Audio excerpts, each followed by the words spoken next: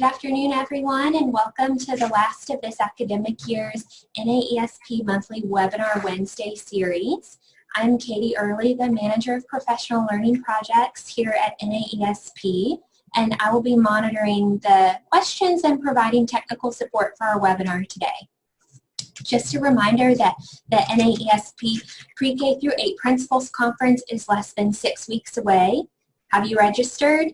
We will be in beautiful Spokane, Washington, and have an outstanding lineup of keynote, concurrent, and breakout speakers. There will also be creative learning formats provided in the exchange by our Center for Innovative Leadership Fellows, Andy Jacks and Hamish Brewer, as well as an innovation rotation session where you can rotate to 3 different speakers using a digital device, all in one session.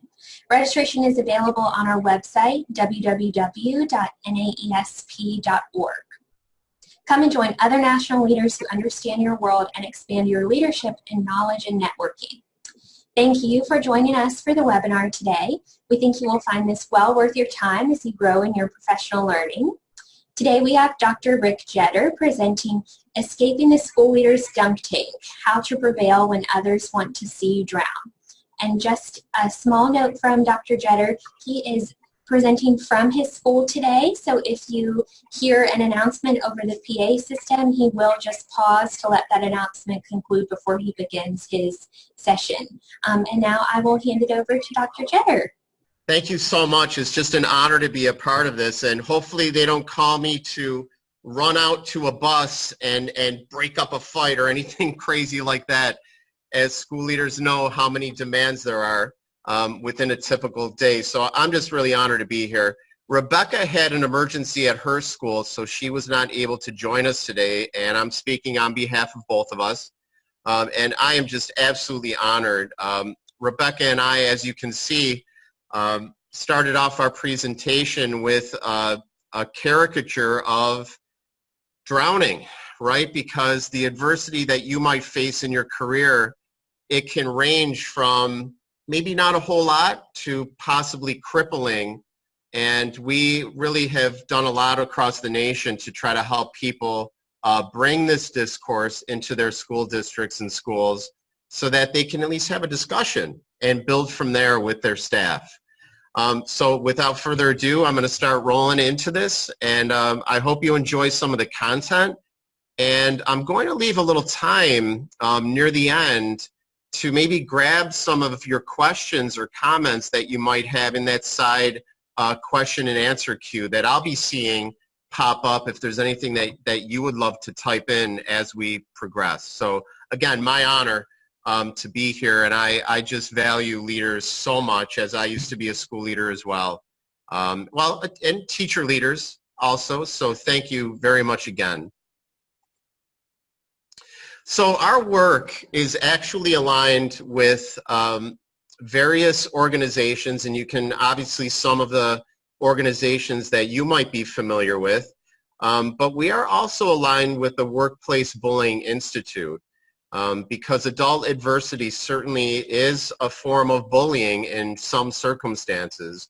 You will notice also NPBEA and Education First, because if you visited leadershipdunktank.com, you will actually see the vision and mission statements and objectives for their organization and how our work would actually fit into that. So it's not really a slide meant to prove ourselves that the work that we are doing is important, but it's really there to show you that this didn't come out of thin air when we conceived this book and the presentations that we've done across the nation. Here are a couple places that we've been, and it is growing in popularity, and we are so very humbled at our work that people decided that it was an important topic enough to bring to their organizations. So again, I didn't want to bore you with every place that we've been, but we put up some key ones that we've spoken at. And the topic of adversity it's a hot topic, you know, it really is. And I'm just honored to share some of the tenets that we've been teaching others, and we hope you can have some amazing takeaways with that. So thank you. I have to be, extremely transparent and open about the presentation. Some people cannot stand this topic and they absolutely hate it. And sometimes those people are people who haven't experienced much adversity in their career. Other people just don't really believe that adversity can have grave effects on people's careers.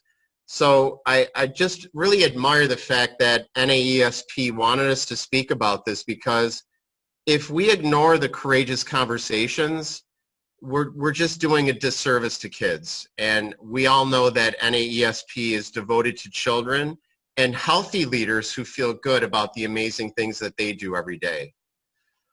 So there's the pill bottle, right? Chapter 6 of our book actually talks about the role of drugs and alcohol. And we interviewed hundreds and hundreds of school leaders across the nation, and they shared with us real and raw stories that talked about some of the things that they were really, really proud of that they started to get into because of the stressors that took place within their career. And we can talk more about that later, but we just feel that these are powerful images to make you feel good, right? Because now it's not what's in that pill bottle, it's what techniques and discourse you can bring back to your schools. We always say there's an elephant in the room, and we either let the elephant hang out or we address it and we try to do something with it. And adversity is certainly that elephant in the room that we felt so compelled to talk about. And here you have an elephant on us back, and I guess that one speaks for itself, so I won't dwell on that one. The other thing is, adversity can be an external force that happens within your career, and we will call out what those types of adversities are. And this one is the slide that can be very controversial.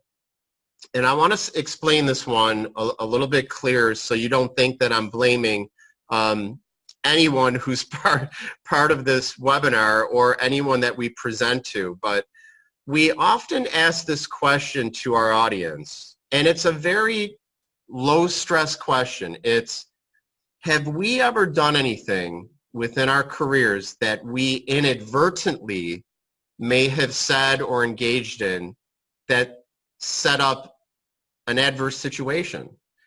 And Rebecca and I, we can speak for only ourselves, and we tell stories about the adversity that we've interviewed others about and our own within our careers. And there have been times that I reflect on my career and I think, you know what?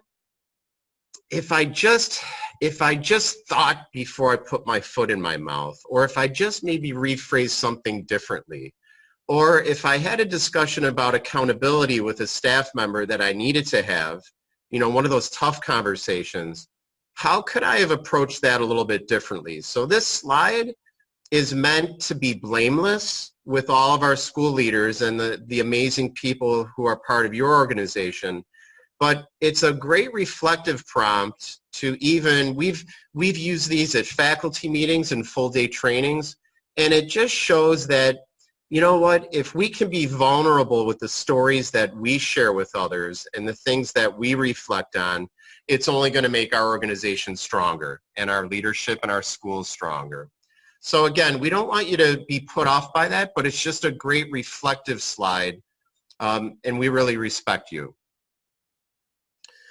This is the one that sometimes people don't really think about that next level, but we believe that adult leadership and the adversity that might cripple an organization actually will take away from student achievement. And it's not rocket science, right? It's when you are looking over your shoulders, trying to do the best that you can do, and your naysayers may be surrounding you, it takes you away from the amazing work that you can do with kids to raise achievement. So what it does is it becomes a barrier and a cloud that's right over your desk during a particular day that takes you away from the important things that you really want to work on. And please throw any comments or questions into the queue that you'd like to comment on. Like, hey, Rick, that slide really stunk. It upset me. Or, you know what, that's kind of interesting, and I'd like to talk more about that. The National School Boards Association had me present as a guest speaker in San Antonio last year, and also published an article that they were fans of. And if you remember years ago, this kind of adults behaving badly theme, they thought that that was something that they wanted their school board members to be a part of and learn more about. And what better forum than to, if we hierarchically think about the levels of a school district, what a great opportunity for an audience who governs the superintendent, right? They are the superintendent's boss, and the superintendent is your direct supervisor. So the more levels that we can hit within our hierarchical system and get people to be aware of adversity and the things that we're going to go over today, the better that our entire system will be collectively. So we certainly invite you to visit the NSBA website and that article. We hope you love it. And again, we are just honored to be in alignment with these various associations. All right, so here we go. What I would like to review today are the emotional driving forces that actually lead into adverse situations and actual tactics that people may use against leaders within their organization. The other part that I couldn't get to in terms of having a longer webinar would be all of those strategies that Rebecca and I share to be leaders who prevail under any dunking situation or under any adverse situation. Again, we thought that to show you the emotional driving forces and the adversarial tactics would at least get that discourse started at your school or district level. And then from there, you can, I mean, I can send you a book or send you information, or you can invite us to work with you. From there, we can do more of the prevailing piece. We just wouldn't have the time for all of that today. So we thought we would go right to the heart of the emotional driving forces and those tactics. And I mentioned this earlier. The more time that you have to devote to saving your necks, the less time you have to do some amazing things for kids. So this first video, I want to show you two videos today. They're very short. This is something that we use at our training sessions, and I don't know if you know anything about Jamie Kennedy, but he is kind of that candid camera kind of guy from the 90s.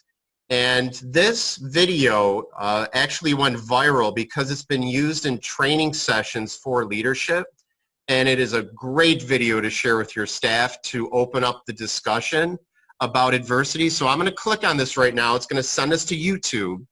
And we're going to try our best to make sure that the sound quality is proper. You may have to adjust things on your end as well, but I hope you enjoy this 3-minute video. Can't download the information you requested. Let me try it one more time. Oh, that's too bad. We tested this out ahead of time when we were practicing this. We did a run through with NAESP to make sure that it worked. And for some reason it isn't, but I just want to give you the crux of this now, since technology is hitting me in the foot right now. This is where Jamie Kennedy is a valet working at a restaurant, and he takes this woman's car, rolls down the window, puts plastic all around the window, and sprinkles glass on the seat of her car. So when she comes out of the restaurant, she sees her car coming that Jamie's driving, and she goes, "Oh my God, what did you do to my car?" And he says, "Well, I locked the keys in your car, so I had to get them out." And it was just, it's a hilarious video. If you just look it up on your own on YouTube, you will find a hilarious video about Jamie the valet. And then in the end, they certainly tell her that it was all a joke. And that, again, is something that will open up a ton of laughter with your staff and be a good way as an anticipatory set to get you into discussions about how to work together in a better way and weed out adversity in your organization. So I'm very sorry that didn't work for you. We tested it out a few days ago, and it's kind of doing some hiccups right now. So this might be something that you throw into the side queue if it's something that you would like to answer. I want to leave you with a thought of, how do you deal with adversity? Like, how do you personally, as a school leader, deal with something that goes down during the day? It could be from an adverse staff member, a parent. It can be from a supervisor. It could be from a colleague. How do you deal with things when they are making you either feel bad, look bad, or try to make you incompetent? Again, feel free to throw some ideas in the side queue. We have collected thousands of responses, and we have some of that information on our website, leadershipdunktank.com. Sylvia Anderson is a story, a very brief story that I want to share with you. Sylvia was put into a situation where she was asked to do something unethical within her school district. And she decided that she would put her job on the line to do what was right for children. And this story hit our hearts because when Sylvia shared this with us, she talked about the passion of making sure that her students with disabilities had every service and were afforded every opportunity to be successful. And she stood up and did the right thing even though she was being placed in an adverse situation. And another cue question might be, how do you make sure that you're always doing the right thing when it is so difficult to sometimes do the right thing? Not that I'm saying that you wouldn't, but sometimes we are forced with adverse situations and sometimes with supervisors who ask us to do things that really, it just hits you in the gut, like it makes you sick, like this isn't right, I don't want to do this, but I may be in trouble if I don't. How do you wrestle with that and try to work through that adverse situation? So that's something I'd like to leave you with. And feel free to throw that in the queue as well. You'll see this wolf in sheep's clothing, and there is this proactive paranoia that is very similar to a teacher's with itness, and it's making sure that you're not watching over your back with adversity, but you're keeping a very close eye on all of the things, the little things that could possibly snowball and possibly become a larger adverse situation. So we call that concept proactive paranoia, and here are some of the things to be proactively paranoid about. And I don't mean it from a clinical sense where you're driving yourself nuts because you're looking around and trying to figure everything out. But here are some things that we would love for you to consider. Here they are, the emotional driving forces, and these are not going to look unfamiliar to you whatsoever, okay? Jealousy. Jealousy can drive adversity within your organization. Revenge. Someone doesn't like you. They don't want to see you succeed, so they do something to make you look bad. And we're going to go through these right now one by one and give you some quick examples that you can also share with your staff or your leadership team so that you can flesh these out and brainstorm together. When we work on this within a full-day workshop, we actually go through major brainstorming sessions that get people to open up and tell their stories or write and reflect about what it is that really drives them or makes others drive them to adverse situations. And here are some examples. You've heard these before. I should be the one. You know what? I've been an AP for a number of years. I should be the principal, not this person who got hired. I grew up in this. I grew up in this community. I know more about this community than this new hire who is now my principal. I've been in this district longer than you. I deserve that promotion. You didn't do half of what I did last year. That jealousy can be a driving force for then adverse situations to take place. Well, you fired my brother. He was a teacher in the district, and now I'm just not going to like you because family sticks together. You know what? You're never going to get away with doing that. I don't believe that your budget is the way that it should be, and I'm going to blow the whistle to make sure someone does an audit on you. These are things that these revengeful, emotional driving forces lead to very specific tactics that can cripple an organization. Oh yeah, you came from that district? Oh yeah, we knew we heard about you from that district. You know what?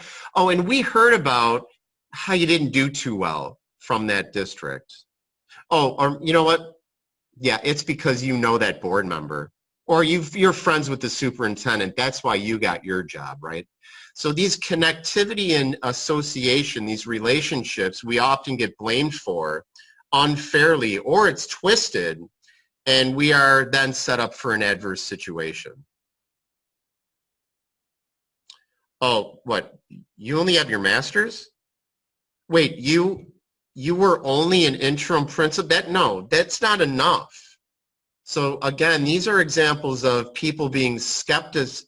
They're skeptics of your work, and they don't believe that you are a valid leader. So they use that as their emotional driving force, and then as a result, they come after you in a myriad of ways, which we'll get to in a few minutes. Rebecca and I were amazed that when we interviewed school leaders across the nation, that this still runs rampant. I just, right, in this day and age, we work very hard to value our diverse United States. We are so honored to have a diverse country, yet this stuff happens all the time. And these are actual statements from some of our interviews of school leaders who have been faced with adverse situation, who've had these things said to them. Discrimination, racism, and nepotism is still as rampant as we've ever seen it before. And there's Skippy, right? And he's the new boss.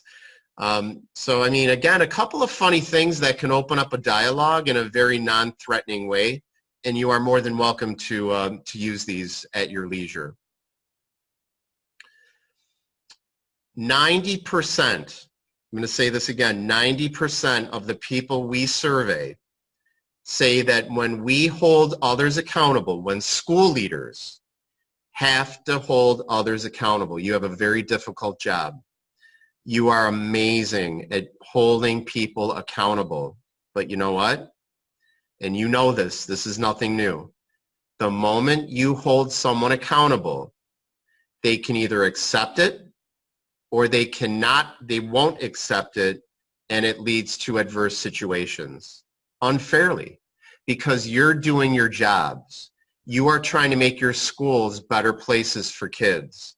And this has been the hot topic that when we present this is the one we actually stay on for, I think, one district we presented in one organization. We were on this for 1 hour because everybody wanted to talk about this.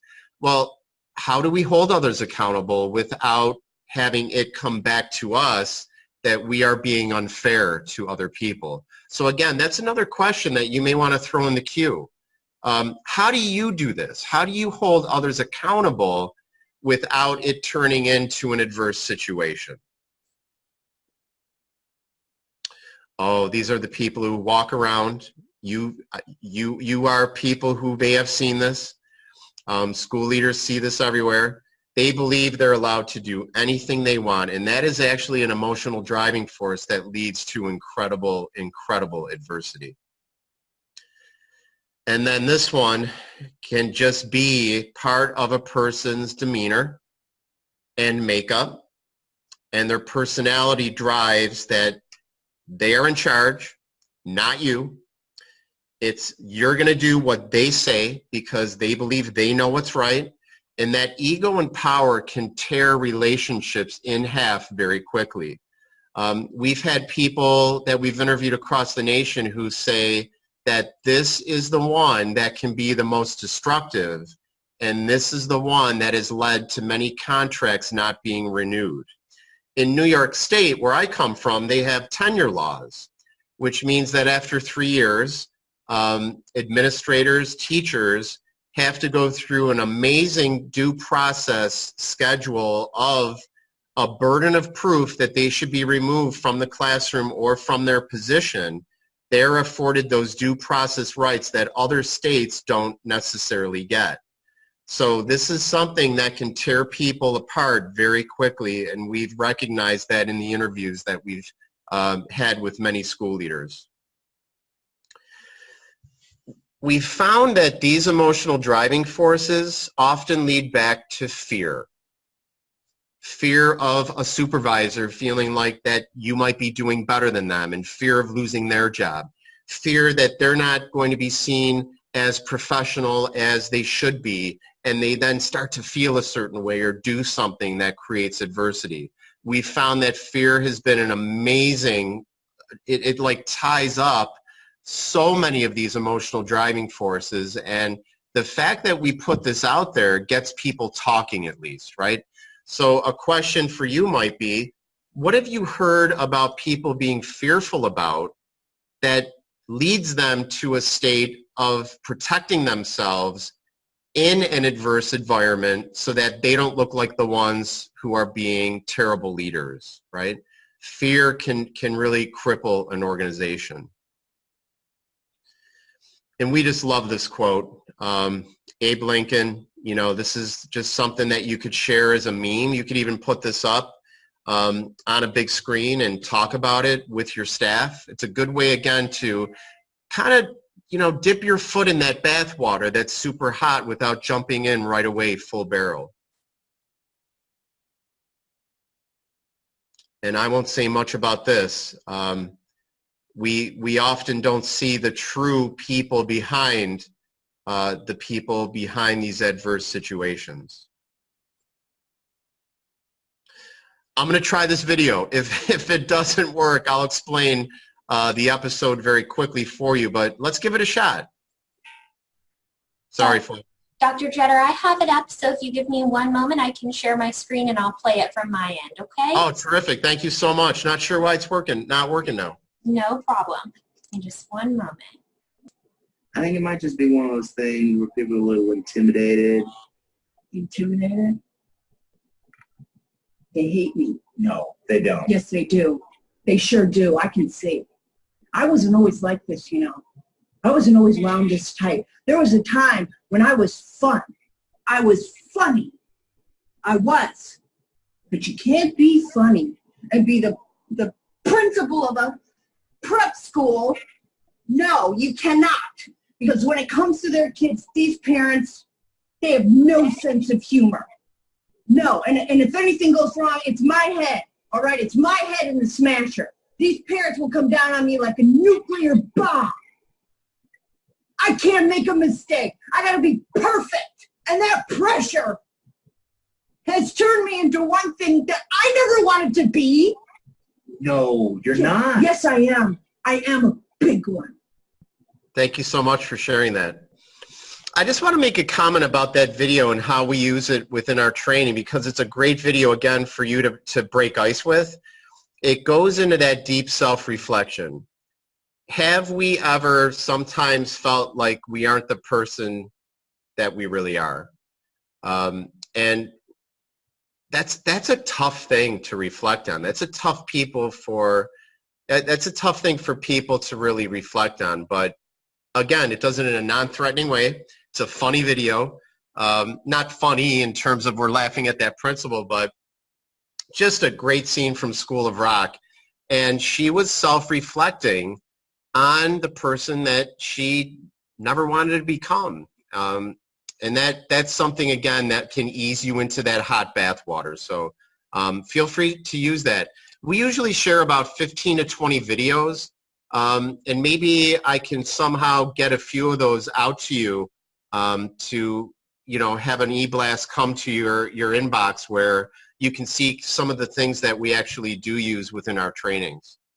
So I want to take just maybe 10 more minutes before we get to some questions and look at some chat things that you commented on. But now these are the actual tactics, and they are not going to look unfamiliar to you. Did I lose? Yeah, I think I turned my screen over to you then, right? The rumor mill was something that school leaders shared with us that goes on behind their backs, and it is meant to strip down your reputation. And if you just reflect on this for a moment, you may not have had any rumors created about you. The school leaders that we interviewed had ranges of adversity in their life, and they all still came back to the fact that there were at least one or more rumors that were being created about them, and they ranged in severity as well, right? We had one school principal at the high school level in Virginia who said they were trying to make her out to be an alcoholic when she doesn't even drink. So these rumors can range in devastation, and that is one of the adversarial tactics that we found is very common across the United States. That's kind of a neat meme to just put up at a faculty meeting or send out as well. Again, it eases you into those difficult discussions in a more lighter way, right? So you can build up and have that rapport with your staffs that it's not like, hey, everybody, we're having a faculty meeting, we're talking about adversity, right? It's easing you into those discussions. We also had many school leaders who said that they will get things sent to them, whether it be a project that they have to now complete, that their supervisor has them do, and it takes them away from their work. And what it does is it's purposely slowing down the organization to have you diverted your attention into other things that are less productive. So that was an adversarial tactic as well. And this one came from a supervisor role down to those who were held responsible by that supervisor. So we had a lot of assistant superintendent stories. We had a lot of director stories where those people were coming down on principals or assistant principals and diverting the things that would take them away from better work within their organization.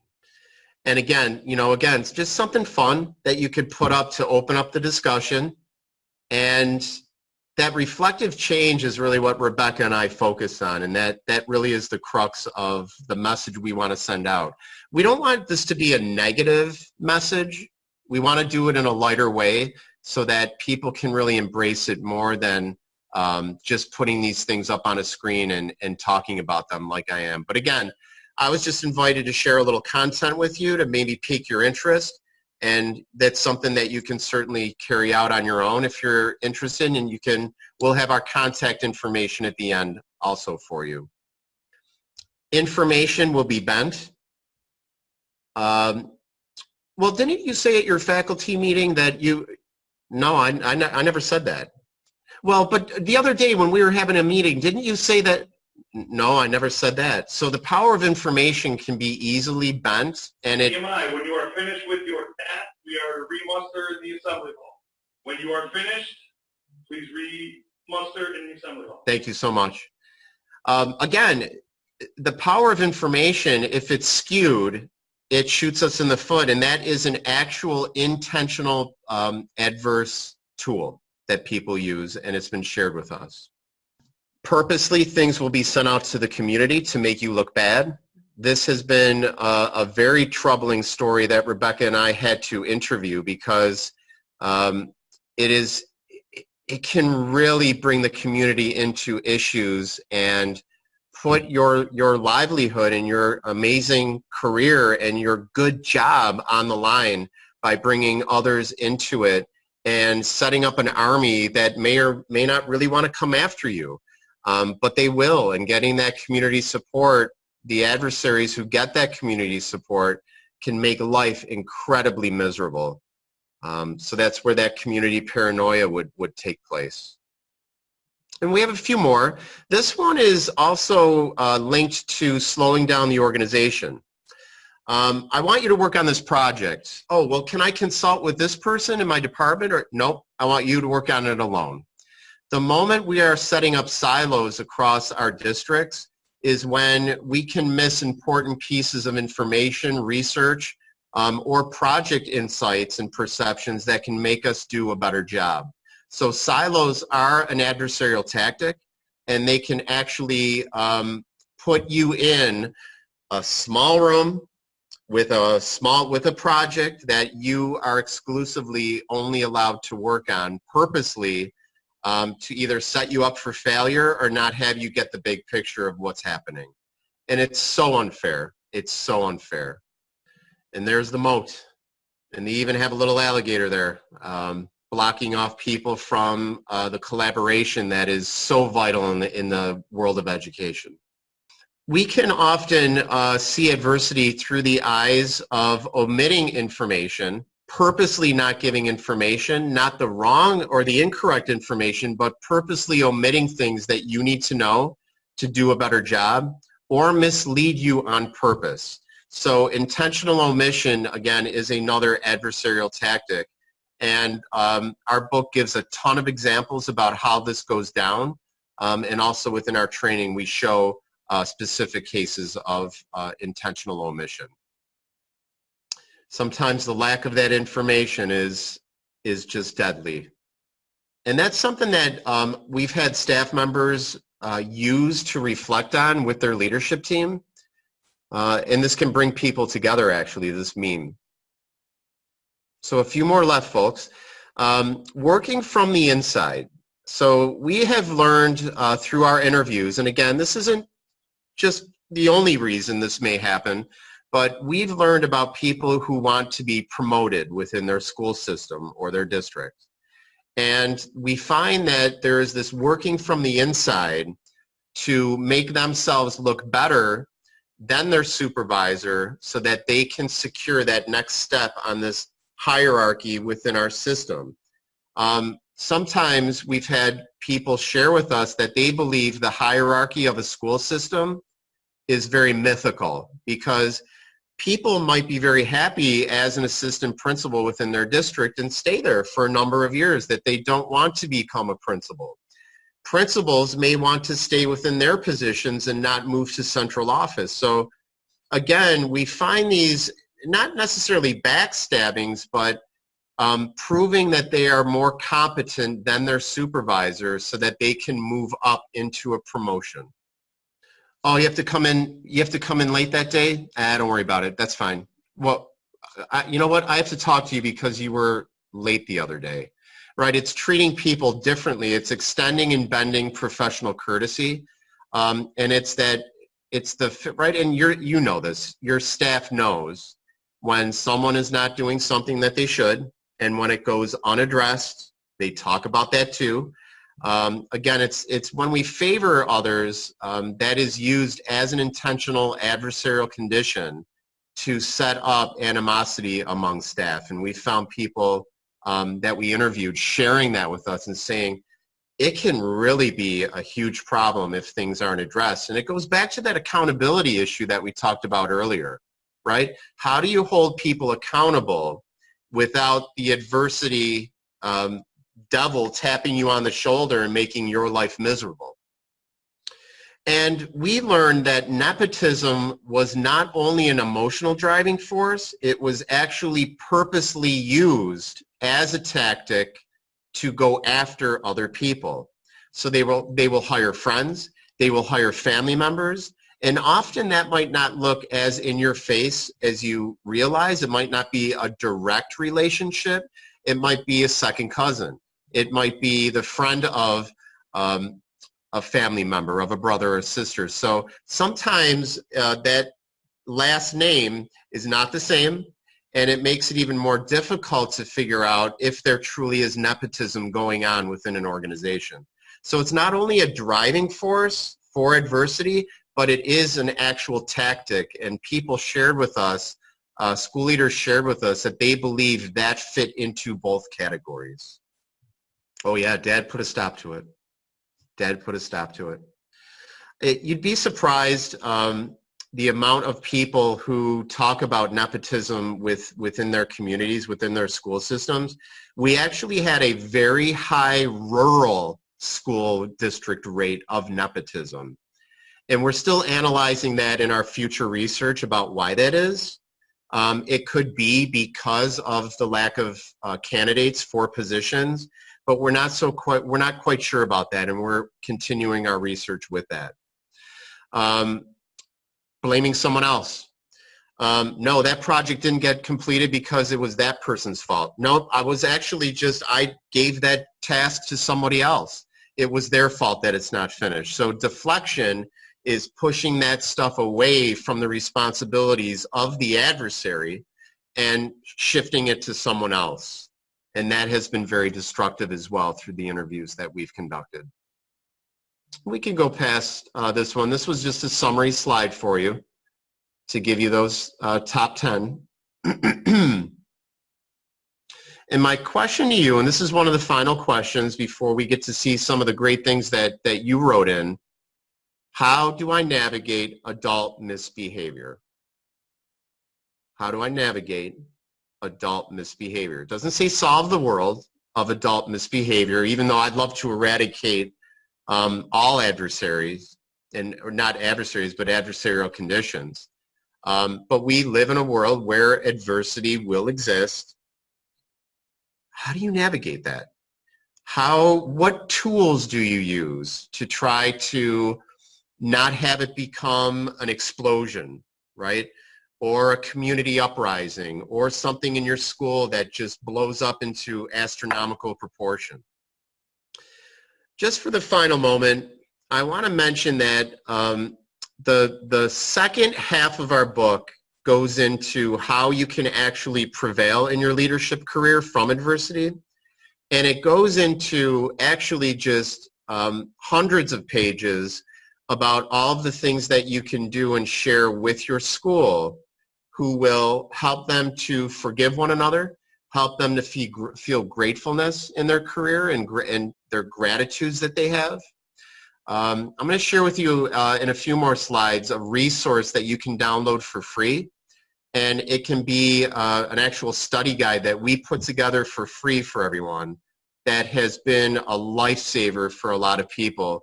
And they've given us amazing feedback, and we're just so humbled that they grabbed that free download to kind of reflect on, okay, well, how do we, if we know the emotional driving forces in adversarial situations and conditions, what do I do with that? How do I move forward, and what are the next steps? These are just some of the things that we put together for this brief presentation. And you'll find a lot more in that free download that I'll share with you momentarily. The biggest takeaway, I would be honored if you could take away one major thing today, and that is to create a reflective series of prompts and to bring this discourse back to your school and school district. Share it with your superintendent and your school board, possibly, because we need everybody involved in order to reduce adversity. But this would be some of the reflective questions that you can engage in. And we have also a series of discourse analysis prompts that you can bring back to open up the discussion for your staff and your school district. This is how we feel when leaders face adversity, that you will be able to get through anything. And when those days feel really rough, oh my gosh, we've had rough days ourselves. You are seeds. You will continue to grow. You will continue to flourish. And you are more than welcome to use this meme. This is something we hold, Rebecca and I hold very close to our hearts. And it's something that people have shared across social media very frequently when we've mentioned it. And I hope you always remember that the work you do is impeccable. And I'm honored to be able to share some things today with you. And I know you're faceless right now, and I'm a stranger to you, but I'm just extremely honored that we could share this. This is what we believe about school leaders, that you are strong, you're friendly, strong, and smart is what we always say. And just a couple of housekeeping things. This was the download that I was talking about earlier. It's called not Escaping the School Leaders Dunk Tank, it's called Entering the School Leaders Think Tank. And if you head on over to leadershipdunktank.com. You'll find the free PDF download. We don't bother you with crazy marketing emails and all that jazz. We know our boundaries. We don't want to flood you with stuff, but go in there, sign up, download, bam, and you can use it. It's got a ton of resources in there for you. Just recently, actually 2 days ago, we have book study questions that are found on Dave Burgess Consulting's website, which is our publisher for the Dunk Tank. So if you click on that link or just go to his website and look under the book study activities, you'll find the Dunk Tank, and you just click on that, and there are about 40 study cards in case you and your leadership team wanted to work together to actually do a book study. And we put different questions in there than the reflection guide that you saw on the slide before. So again, just another resource for you. And finally, if you need anything from us, Rebecca and I answer emails every day. We will take a phone call from a complete stranger who is a school leader across the nation or in a supervisory position. And we've actually been sought, even though we are not lawyers, I am a doctor, but I'm not a juris doctor. People seek advice from us, and they have different scenarios that they want to bounce off of us. We would be more than honored to do anything that you need for us to help you. And again, if you haven't faced much adversity within your career, that's terrific. But it also prepares you for someday when you may have a firestorm on your hands. And finally, I just want to let you know that this is our company and who we represent. Rebecca and I are co-founders of Pushing Boundaries. We made a decision last year that the only things we want to work on are the things that no one else wants to work on. And the Dunk Tank is one of those things that some people just don't want to touch with a 10-foot pole. So feel free to look us up. We have some free resources on that website as well. And we live by that icon. We want to shift walls and try to pound on that status quo the best that we can. And I always end with the Fonz. I grew up with the Fonz. I'm 44 years old, so I grew up with the Fonz. And I just wanted to give you a thumbs up. Thank you very much for this opportunity. I know it was me doing all of the talking right now. I hope we can check out the queue really quickly for the next 10 minutes I see on my watch. But here's our contact information, and we admire and honor the work that you do on a daily basis. We love NAESP, and we just love school leaders. And thank you for everything that you do. Okay, thank you so much to Dr. Jetter for your presentation today. And I'd like to remind all of you that if you have any questions or comments, you can submit those using the Q&A portion of your toolbar. Dr. Jetter, we did have some chats come in throughout, so I'm not sure if you had those up. I can show you how to navigate. If you head up to your toolbar on your screen, and if you hover over the option that says More, there's a drop-down menu, and then you'll see Chat. That will bring up the chat log. We did have some people submitting their. I see it. Yeah, I see a ton of stuff here. This is amazing. The comments, the responses. This is wonderful. You want me to just do a couple of quick things that I'm seeing? Would you like me just to read a couple out? Why don't you go ahead and do that, and then again, attendees, if you have any questions, why don't you submit those using the Q&A portion, and I'll keep an eye on those and let us know if any of those come in. I see one comment. It talks about one of your school leaders who have been in an ego and power environment. And sometimes you bail.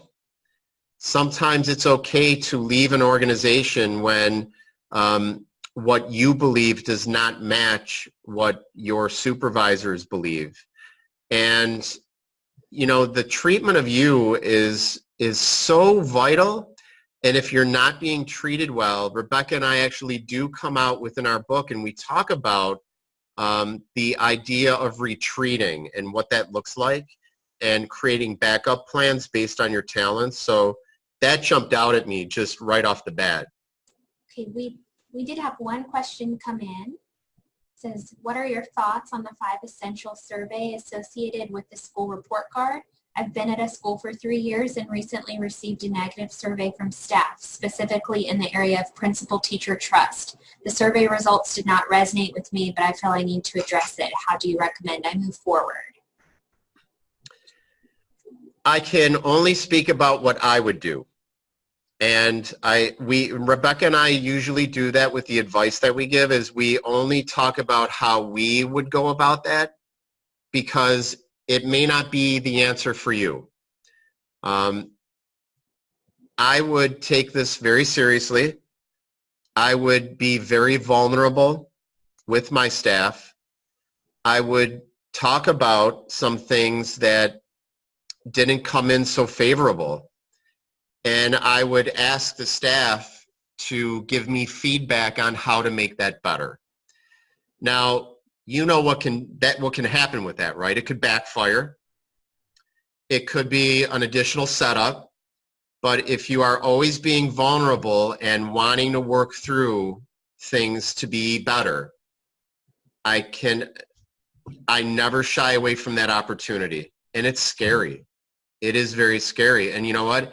It's extremely difficult, because being vulnerable is something that we've heard from school leaders that is the most difficult thing in their career, because they are perceived to be a leader for a reason, that they should be strong, right?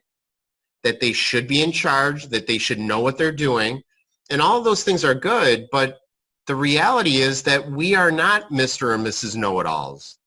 And there are things that we can learn from, and being vulnerable and saying like, hey, let's brainstorm on this. You know, I'd love for this. We could flesh through this. What can we do? And let's work through this together.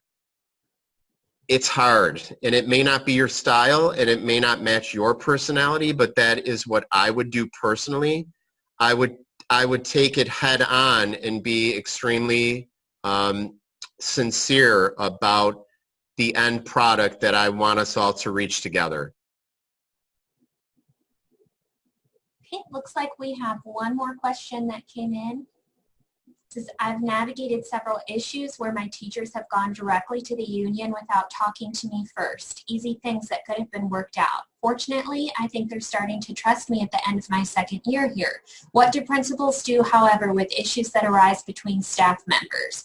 I have several teachers who refuse to trust one another and engage in backbiting behavior, and I have already tried mediating discussions, but these issues persist. Again, I'll speak from what I would do, and it may not match the personality or the comfort level of the person who wrote this question, but I would meet with the union rep and the teacher and thank them for going to someone. I would start off by saying, you know what, I really respect that you went to someone about this, and I want to be able to show you that I can be one of those people that you can come to. And let's work together on what this issue is. And in the future, if that is your trusted person that you feel comfortable going to, that's okay. But I want you to know that I'm here for you as well, and I want to be a trusted person also. So let's, the 3 of us, work on this together, and what can we do to have a great outcome? So what I would do is I would validate the fact that they opened up to someone, and instead of looking at it as going maybe above you or just to the union, which then might become a huge union issue, I would validate the fact that they didn't keep it inside, they didn't bottle it up, they want resolution, and I would actually say that I admire you went to someone, and I want to be part of that someone that you can go to in the future. Thank you for that excellent advice. I don't see any more. Oh, okay, sorry, there's a follow-up. It says, I think the first half of my question muddied the water. Great response for that, but what do we do when teachers are infighting? It would have to depend on how grave the infighting is, okay? Obviously, your job is you have to hold that situation accountable, and based on the level of severity, you'd have to gauge who you would want to invite together Is it just the two teachers for you to hold a mediation session? Is it the two teachers and a union representative? Is it you talking to the union representative and working together on what that union rep and you think might be the best process for bringing people together to resolve it? But you and I both know it needs to be resolved somehow. And I would seek out the advice of what that forum might look like before going ahead and deciding in a bottle what you think that forum should look like, because it might not match with others' perceptions about how to resolve that issue. And it'll be due to severity of the issue. You may need to get your superintendent involved. You may want to have your AP with you. You may want to have a trusted teacher that each of them would want to have sit with them who are non-union members. So again, I would do a little research about how the comfort level can be maintained before you move forward with figuring out how that would mediate itself out. Thank you. I think that covers all the questions that we've received throughout the presentation. So NAESP would like to thank everyone who has participated today, as well as Dr. Jetter for his time. If you would like to revisit today's presentation, it will be accessible to you in both video and podcast formats on the NAESP website using your NAESP member login. The slides are also posted there as well. And as always, if NAESP can ever assist you in your journey, please do not hesitate to reach out to us. We hope everyone has a wonderful afternoon, and we hope to see you all in Spokane for the summer conference. Thank you again, Dr. Jetter. Thank you so much. I wish you all a terrific summer, and thank you for your dedication to children and your staff members.